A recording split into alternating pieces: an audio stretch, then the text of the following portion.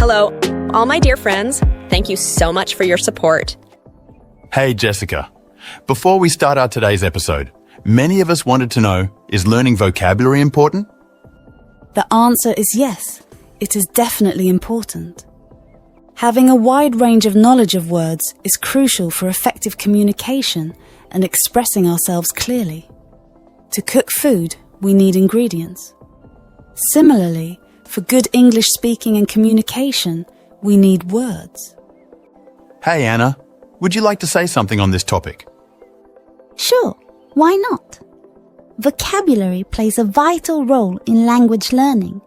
Learning new words expands our understanding of the world around us and can express ourselves more accurately. In today's world, where communication is key, having a rich vocabulary is even more important. It can help us personally and professionally, from writing a compelling email to impressing a potential employer in an interview. So, to conclude, learning vocabulary is definitely important for anyone who wants to improve their communication skills and express themselves effectively in any situation.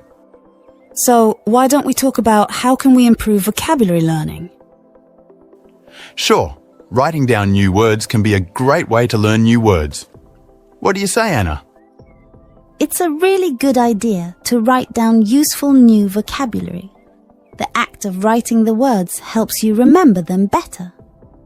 Plus, lots of people learn better when they see things written on paper rather than just hearing them. It is advisable to make a habit of noting down any new and relevant vocabulary while reading or watching videos. Revise new vocabulary regularly. Do you know that? Yes, I know. So, you've got an English notebook full of useful vocabulary to remember. But did you know that if you don't look again at the new words and phrases you've studied, you only remember on average 20-25% of them? That's a shocking waste of time and effort. Then what should we do? The good news is that if you look at your notes again after an hour, again the next day, and once more after a few days, you can make sure that 100% of what you learn goes into your long-term memory. So make 5 minutes each day to revise your English vocabulary. The more you look backward, the faster you go forward. I would like to add something. Reading is amazing for your English in general, but it's particularly good for learning new vocabulary. That's because understanding a new word as part of a story makes it much more memorable than trying to learn a list of words out of context. When you are learning new words, it helps to understand the situation in which they are used. This is called context. Context provides clues that help you guess what a word means and how it is used in a sentence. When you use context, you will also remember new words better.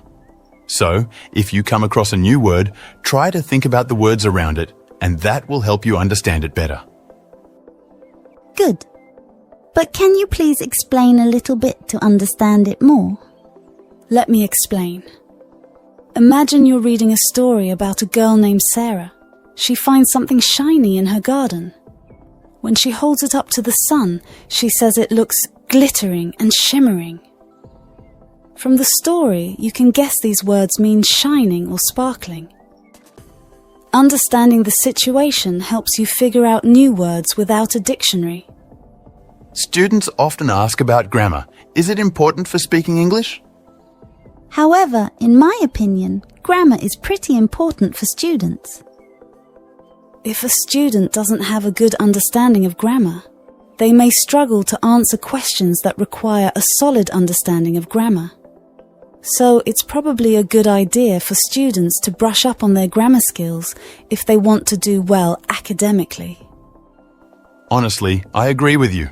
Without proper grammar, one would have no idea how to speak or write in English. It helps us make sense of our words.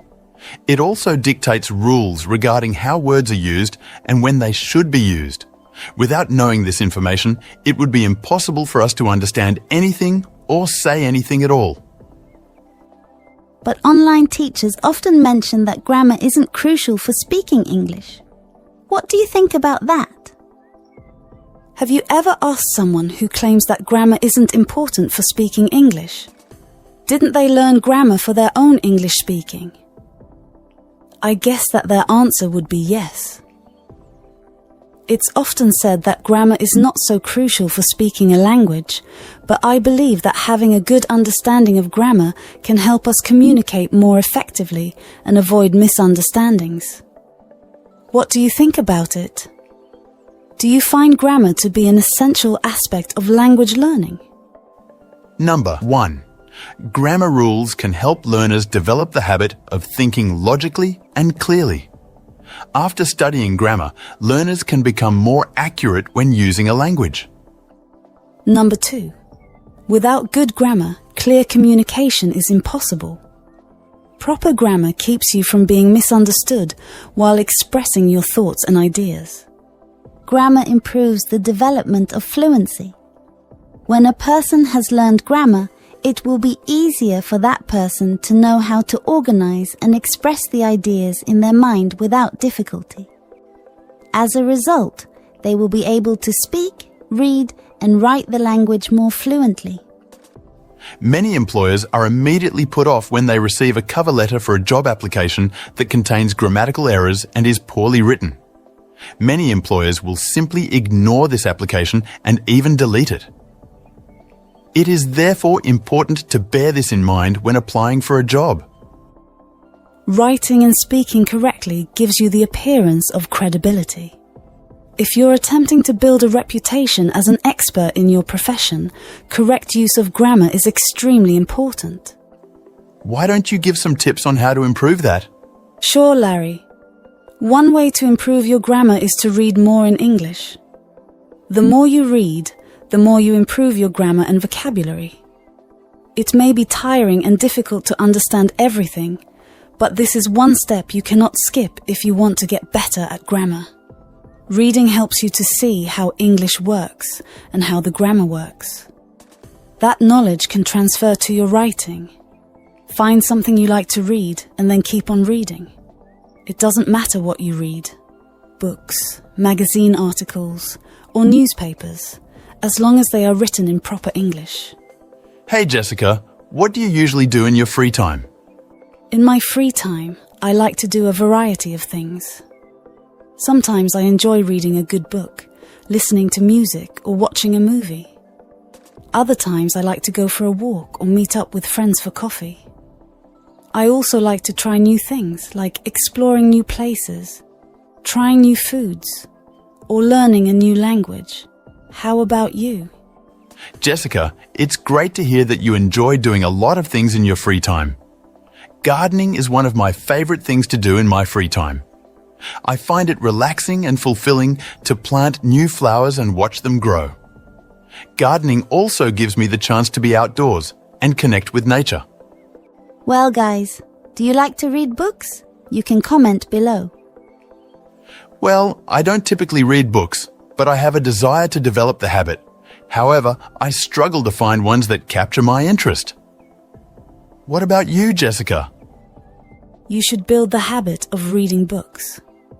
Well, reading books has a lot of benefits that you might find interesting. Reading books will introduce you to new words all the time. For instance, reading can improve your critical thinking and analytical skills. Learning words while you read is much easier than reading them out from a dictionary. Reading books improve concentration and focus. You will be amazed that reading for just 20 minutes a day will help you to focus better. Reading inspirational books can give you new ideas to implement in your own work or personal life. It can increase your problem-solving capabilities and develop a more analytical mind. It is just miraculous to see a few words bring such a stark change in your personality. Albert Einstein also believed that regular readers had a greater imagination and were able to discover more than an average human who didn't read much. I never thought of it that way, but I don't know where to start. That's okay. You can start by finding a book on a topic that you're interested in. It doesn't have to be a long or difficult read, just something that captures your attention. You can also try different genres like mystery, religion, romance, or science fiction to see what you like. Hey, do you know why people don't like to read books these days? Well, this is just my opinion, but I think social media might be one of the reasons. With so many apps and platforms available, people are spending more time scrolling through their feeds than picking up a book. That does make sense. But don't you think social media has its benefits too? Absolutely.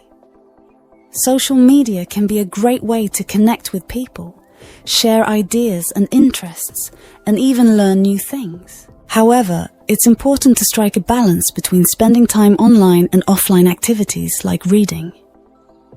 Did you get a chance to look at the homework? Kind of I tried, but I got stuck on some of the questions. Which ones? The ones about passive voice, I couldn't figure out how to change some sentences. Passive voice can be tricky. Which sentence confused you the most? One of them was, she is painting the house. Okay, let's break it down. What's the subject in that sentence? The subject, it's she, right? Correct. And what's the object? The house. Exactly. In passive voice, what happens to the object? It moves to the beginning. Spot on. So start your sentence with the object. On the house. Good. Now, think about the verb the original says is painting. How would you change that? I don't know, the house is painted. Close, but remember, is painting is continuous tense, so we need to keep it continuous. Oh, like the house is being painted.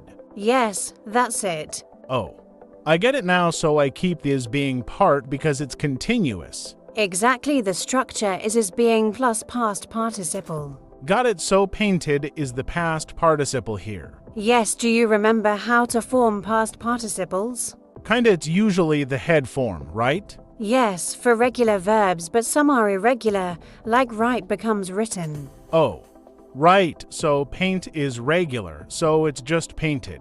Correct. Let's try another sentence together. What about he wrote a letter? Start with the object, so a letter. Good. And what's next? I think was written. Perfect. A letter was written. Nice job. Oh, this is starting to make sense.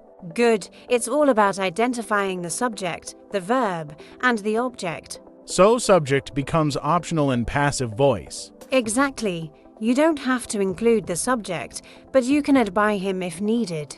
Oh, so it could be a letter was written by him. That's right. Great. Now that you've got the basics, let's try something a little more challenging. What about this sentence? They are building a new school. Okay, so the object is a new school, right? Exactly, so where do we start? A new school. Good. Now, what's the verb? It's a building, but I'm not sure how to change it. Remember, our building is in the present continuous tense. How do we show that in passive voice? Oh, wait, it is being, right. Perfect, and don't forget the past participle of build. Oh, that's built, isn't it? Correct. Now put it all together. A new school is being built. That's it. Well done. I see, so even small effort counts as long as I don't quit.